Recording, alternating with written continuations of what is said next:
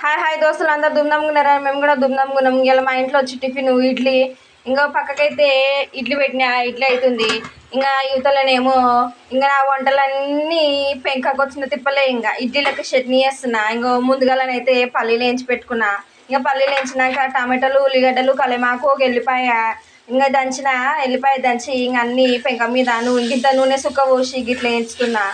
ఇంకా ఇంట్లోనే కొంచెం ఉప్పు వేసిన, కొంచెం ఉప్పు వేసి కొంచెం కారం వేసిన. ఇంకా కారం వేసి ఇంకో గిట్లా గిట్ల పెంక మీద గిట్లా ఉడికిస్తున్నా అనమాట.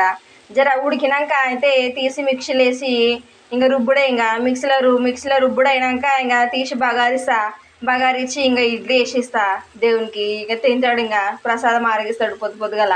ఇంకా చూడుండ్రి నేనైతే ఇట్లా చేస్తాను. మరి మీరు ఎట్లా చేస్తారు ఇడ్లీలకి చట్నీ? ఇంకా నా వంటలు పెంకకు వచ్చిన తిప్పలే. ఇంకా మీరు ఎట్లా చేస్తారో జర కామెంట్లో చెప్పుండ్రి. ఒక లైక్ చేయండి, షేర్ చేయండి, సబ్స్క్రైబ్ చేయండి దోస్తులు.